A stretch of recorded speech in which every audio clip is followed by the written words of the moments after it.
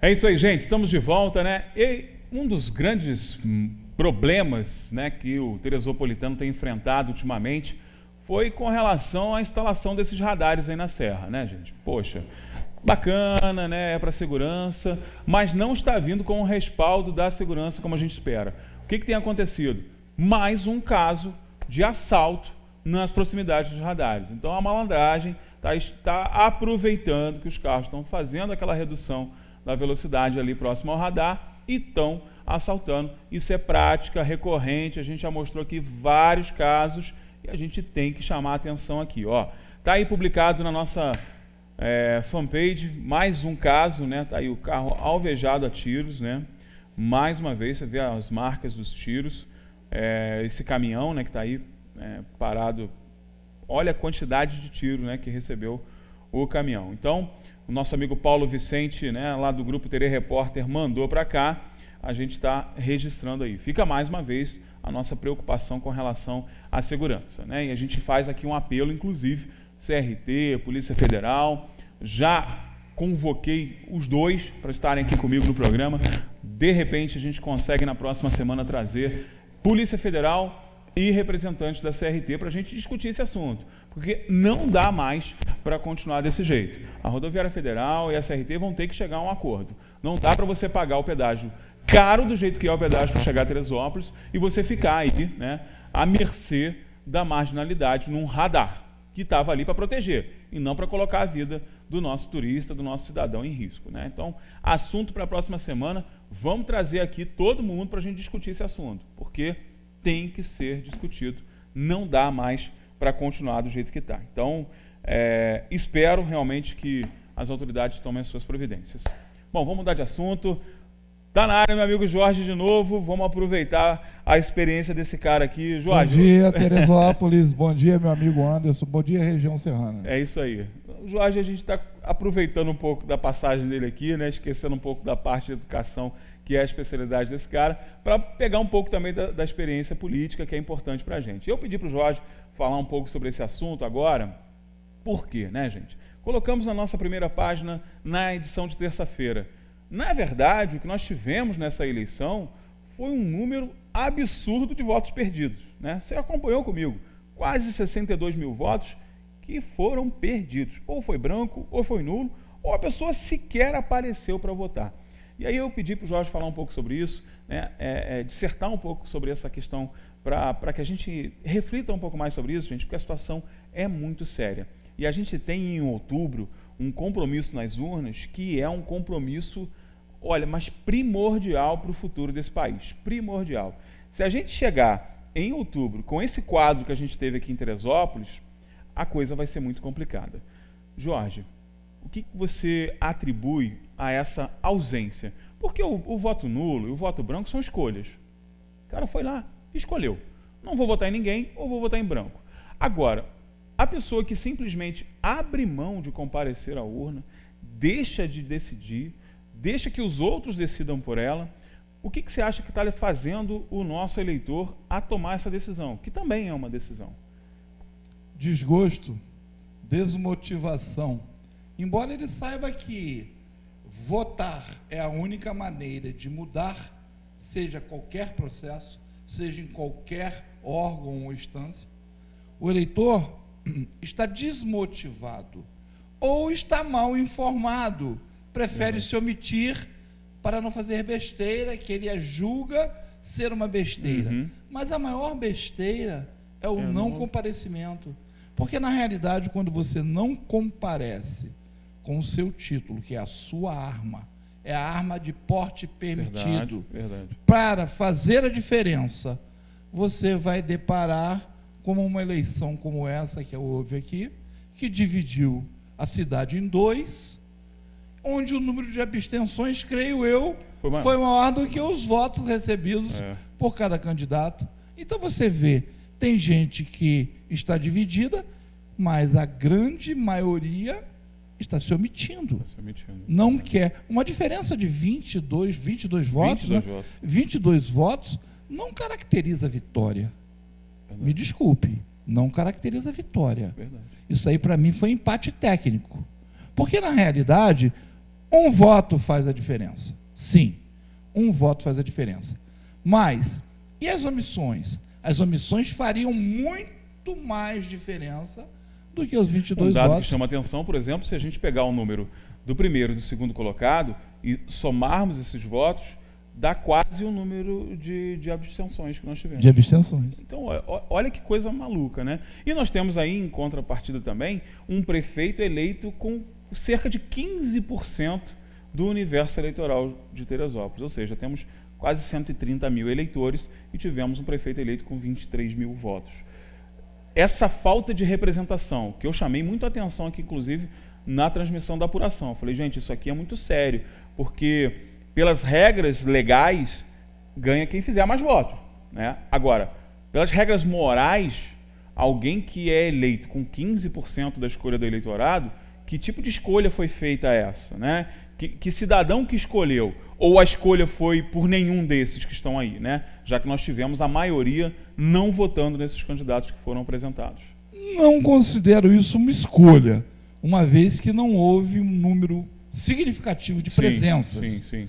De repente, muita escolha ficou contida no coração de quem não votou. Veja bem, os mecanismos atuais que buscam robôs que disparam milhares de situações que induz o eleitor a não comparecer às urnas, é proveniente do interesse de quem está no poder e não quer perdê-lo. É muito fácil eu orientar pessoas a não irem a determinado lugar, desde que eu mande naquele lugar e não vou ser atingido, porque as pessoas não foram. Você está me entendendo? Então, as fake news, é a palavra atual de moda, sempre existiram, mas hoje, com a internet cada vez mais presente na vida das pessoas, na vida do eleitor. Mas o eleitor, ele precisa tomar consciência de que ele não pode ser envolvido por notícias, ele precisa verificar se aquilo é verdadeiro, se aquilo procede, antes que ele passe aquilo adiante. Na realidade, Anderson, o político vê no eleitor uma massa muito fácil de ser manobrada. Quer ver? Perto lá da minha casa, já começaram a capinar a praça e a pintar meio fio. Ou seja, dá aquela maquinada. Dá uma maquiadazinha, tipo, estou aqui. E o que o político faz com o eleitor? O político faz com o eleitor uma matança. Então, quando chega perto das eleições, ele engorda para matar. E o pior de tudo, que ele vem fazendo isso por dezenas de pleitos e o eleitor continua caindo. Gente, pelo amor de Deus, vamos abrir os olhos. Não está mais na hora de vocês votarem no candidato de campanhas milionárias, campanhas com injeção de dinheiro. Vocês não podem comer apenas uma cesta básica, vocês não se alimentam de 4 em 4 anos. Pelo amor, temos que salvar o país. Temos que salvar o país por meio de mudanças. Temos que salvar o país por meio de um cenário novo.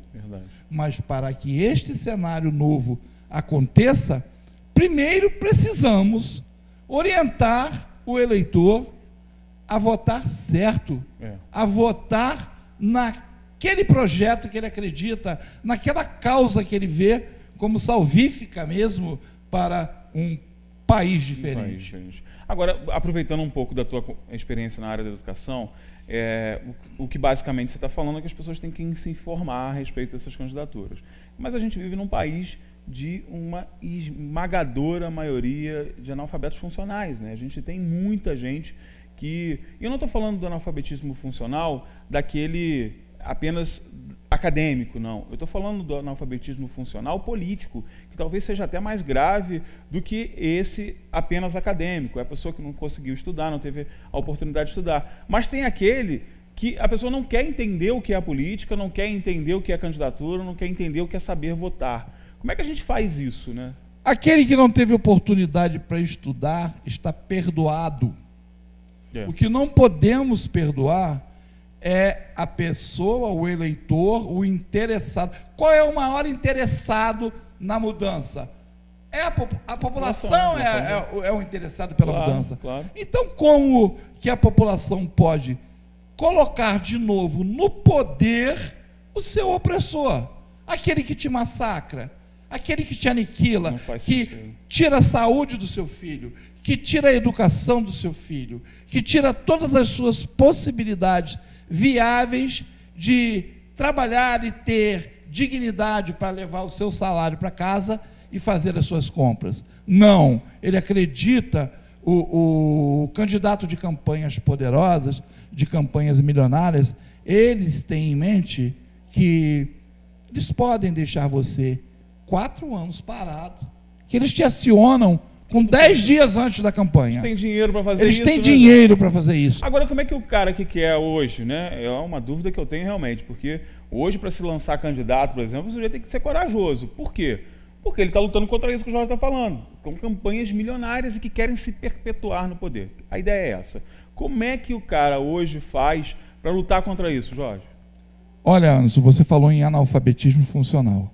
Veja bem, eu acho que as empresas, as grandes empresas, as escolas, precisam divulgar mais o processo político, como ele acontece, como se dá uma eleição, as falcatruas que acontecem dentro de uma eleição, as escolas que são, não teoricamente, são praticamente o berço da aprendizagem, precisam se empenharem mais, principalmente num ano eleitoral. Nós precisamos de uma nova geração.